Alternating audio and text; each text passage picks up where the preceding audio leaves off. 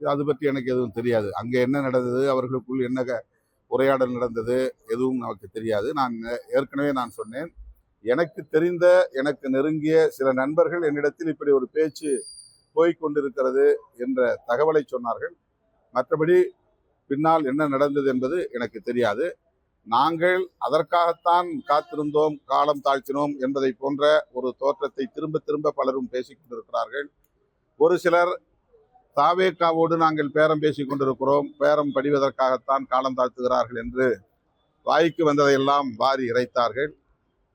எங்களுடைய நடவடிக்கை நான் தொடக்கத்திலேயே சொன்னேன், மீண்டும் சொல்லுகிறேன், அழுத்தமாக சொல்லுகிறேன், தெளிவாக சொல்லுகிறேன். இடதுசாரி கட்சிகள் எடுக்கிற முடிவை ஒட்டி எங்கள் கட்சியின் உயர்நிலை குழுவில் நாங்கள் விவாதித்து அதை ஒட்டிய முடிவை எடுப்போம் என்று சொல்லியிருந்தேன். அதிலே எந்த தடுமாற்றமும் எங்களுக்கு இல்லை. இடதுசாரி கட்சிகள் 8ஆம் தேதி காலையில் செயற்குழு, மாலையில் மாநில குழு, இந்த 2 குழுக்களிலும் எடுத்த முடிவை நாங்கள் அன்றைக்கு மாலை அறிவிப்போம் என்று எங்களுக்கு சொல்லியிருந்தார்கள்.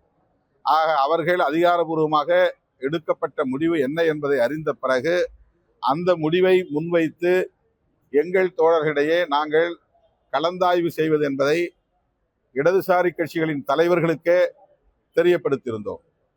ஆக அவர்கள் 4 மணிக்கு சொன்னார்கள், நாங்கள் 2 கட்சிகளும் இந்த முடிவை எடுத்திருக்கிறோம் என்று. ஏற்கனவே நான் 5 மணிக்கு ஆன்லைன் மீட்டிங், அதாவது எங்களுடைய உயர்நிலைக்குழு கூட்டத்தை ஜூம் ஆப் வழியாக நடத்துவதென்று சமூக ஊடகங்களிலேயே அறிவித்து விட்டோம். என்னுடைய ஃபேஸ்புக்கிலே அது போடப்பட்டிருந்தது.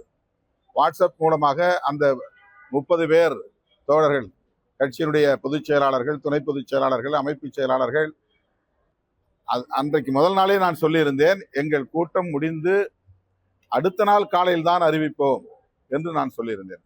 ஆனால் அஃபிஷியலாக யாருக்கும் நாங்கள் அழைப்பு விடுக்கல. அதாவது ஊடகவியலாளர்களுக்கு இது மாதிரி ப்ரெஸ் மீட் இருக்கு வாங்கன்னு நான் யாருக்கும் சொல்லலை. நான் இடையில சொன்ன கருத்தை வைத்துக்கொண்டு என்னுடைய அலுவலகத்திற்கு 11 மணிக்கு எல்லோரும் வந்து விட்டார்கள். அந்த ஆன்லைன் கூட்டத்தில் எடுத்த முடிவு 2 கருத்துக்கள் இருந்தன. ஆதரவு அளிப்பதிலே யாருக்கு மாற்று கருத்தில்லை. அன்கண்டிஷனல் சப்போர்ட், இடதுசாரி கட்சிகள் நிபந்தனையற்ற ஆதரவை வழங்கியிருக்கிறார்கள், அதை போல நாமும் வழங்குவதா அல்லது அமைச்சரவையில் இடம்பெறுவதா என்கிற 2 கருத்துக்கள் இருந்தன. இறுதியாக தலைவர் எடுக்கிற முடிவு என்னவோ அந்த முடிவுக்கு நாங்கள் கட்டுப்படுகிறோம் என்று முடித்தோம் அந்த கூட்டத்தை.